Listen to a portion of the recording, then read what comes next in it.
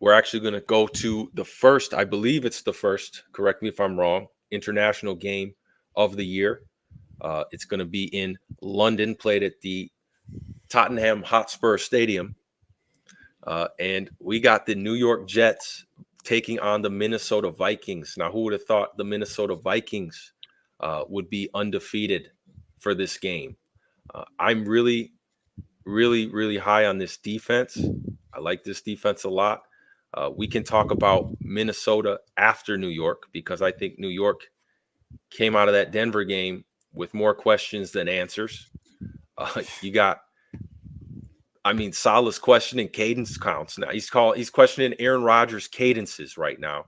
Does anyone want to speak on that situation in New York Well, first? to just preface it, it's Minnesota at 2.5 at home. The over/under is set at 40.5. Team totals are at 21.5 and What's in 19 and a London? half. And yeah, in London. I'm sorry. Yeah, in London. Minnesota is technically the home team for it. The home team, Um, sure. yeah, the quote Yeah, unquote home team. absolutely. No one's gonna sleep. Yeah, I mean, there's a lot of questions with Aaron Rodgers. I think there's a lot of, I mean, we've seen it on seemingly every game besides, the wins to this point. Just the frustration with the play calling and overall with Robert Saleh in general. I think a bright spot for them has been Brees Hall. I think he's making up for a lot of the rust that's still working off of Aaron Rodgers that we can kind of see on a weekly basis. But the connection with Garrett Wilson seems to be there one week, seems to not be there the next week. But this Minnesota defense, I think, is going to give them a lot of challenges. And with the way the offense is working, I mean, Sam Darnold. You plug him in, he's got that connection with Justin Jefferson, and that's been deadly so far. I believe he has a touchdown in every single game. I mean, they are minus Mhm. 150 favorites for going into this week. Even if you don't want them on the points at 2.5, playing in London, it can be, a little dicey. I do like them to win this game just because of how productive that offensive has been, coupled with how efficient the defense has been under Brian Flores. I mean, setting historic numbers to this point. I think that's one of the surprising parts of just of this offense or of this team, because I mean, I think we thought the offense may have had some hiccups. Sam Darnold is really putting it together, but that defense is holding it down on the other side. And I mean, we've seen Aaron Rodgers struggle. They put up 9 points against Denver. Granted, it was raining, but Right. still, I mean, there's questions on that offensive line, and Minnesota might have the edge here, even across the Yep. pond. And Pat, before you go, I just Hmm. had a question for you because I feel this way right now. Would you Hmm.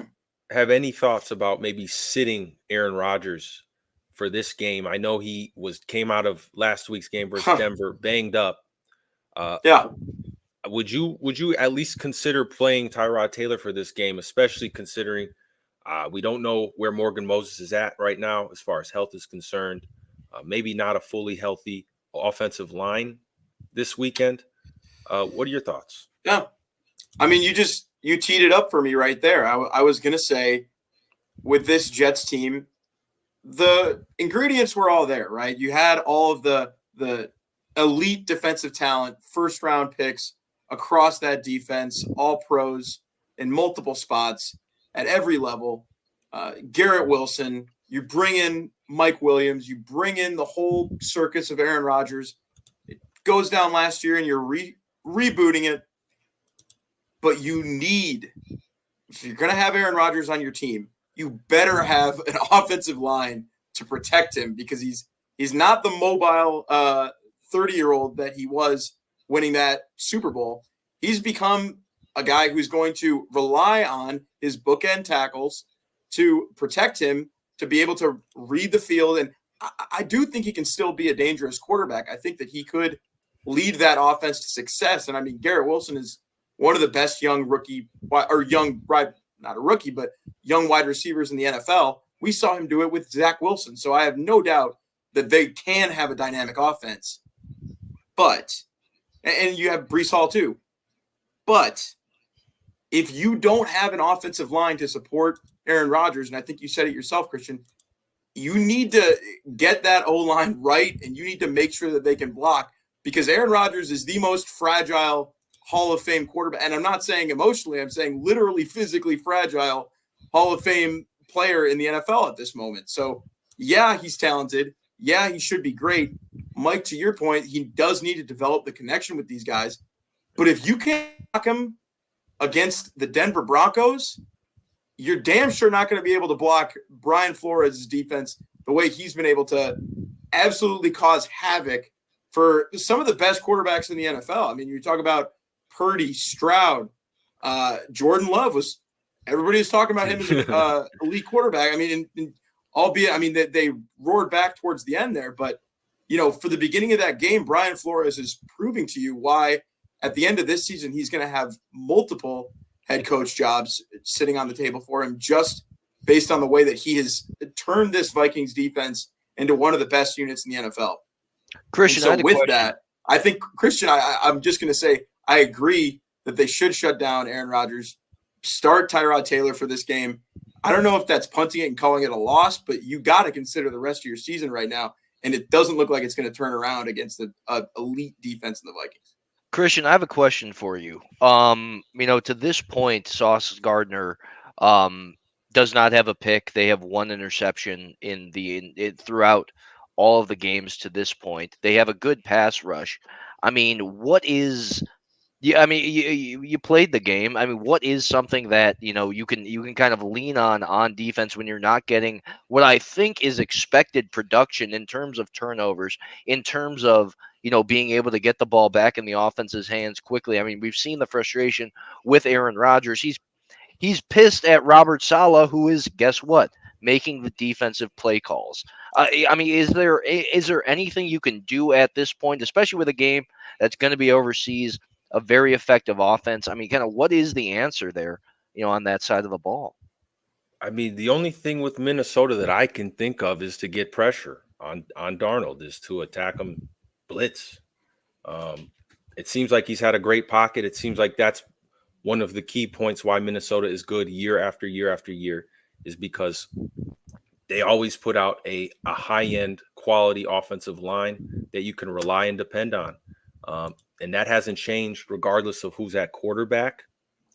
And until we see Sam Darnold seeing ghosts, like we accused him of seeing in New York and elsewhere, he admitted it. Continue to succeed. Yeah, he did admit. I think it just speaks to how far he's come though as a quarterback. I mean, and like he admitted it, and he is legitimately in the conversation for MVP of the NFL at this point. Right. Absolutely. So the only way I can see that changing is if you get pressures on them, blitz them often, and hope for the best as far as that offensive line not holding up. But it's a great offensive line. It's continued to hold up. And it's almost at this point for Minnesota an embarrassment of riches, because I believe they have TJ Hawkinson coming back this week. Mm-hmm. So they seem like a wagon right now. And they might be the best team in the NFC North. I mean, and I'd like to just for Aaron Rodgers. I mean, he was a guy who lobbied for Nathaniel Hackett to get this offensive coordinator position, and now he's got the guy who was calling the plays when he had Devontae Adams, when he had I would argue a formidably worse offense that he was playing with compared to what he has now, with Garrett Wilson and how explosive he is. But it seems like they just do not have the connection going. And he's getting more mad at Robert Saleh about how the defense is playing and the fact that they are just having so many struggles moving them. Granted, it was raining last game. It anything can happen. Breece Hall has been because there's been a lack of connection with him and Garrett Wilson. I think Breece Hall has been You're the right. MVP of that offense and has been their saving grace to put points on the board, even given offensive line struggles. I think you got a great rush defense versus a great rusher. I mean, it just comes down to that, and who's going to get the upper hand going overseas. We'll see. One guy versus 12. Yeah, I'm just going to counter it with this. I actually maybe working in Braylon Allen a little bit more could help keep Brees fresh. You keep this game on the ground, regardless of if Aaron plays. I think you have a chance. I think you have a chance every week. But it seems like the friction between the head coach and the quarterback, pretty much the heads of the offense and the defense, is going to kill this team. And I think we all agreed if it was going to go wrong for New York this year, this was going to be the reason why. Not much else really to say about them. That's a hot seat there. Yeah. No, absolutely. I mean, and I think just to end it on a note with the Vikings, if Sam Darnold continues to play like this throughout the rest of the season, I mean, do you throw him a $50 million contract? Somebody's going to be willing to, whether it's Tennessee or Las Vegas or whoever that's looking for a new QB. I mean, there's going to be a team ready to throw a bag at this version of Sam Darnold once he stays on this track. So if you're the Vikings, what do you believe in J.J. McCarthy? Do you turn the offense over to him? I mean, Aaron, we all thought that Sam Darnold was a bridge quarterback, and who knows if J.J. McCarthy doesn't tear his knee, if he could be starting in this offense right now, and we could be talking about a completely different NFC. But who knows? I think that they're going to be hard pressed to move on from Sam Darnold. They will be, and all the credit to Kevin O'Connell of just what he has set up Sam Darnold with to this point. I mean, we're talking about Sam Darnold as a dark horse for the MVP. That is a credit all across the board there. KOC's definitely got to be a front runner for Coach of the Year.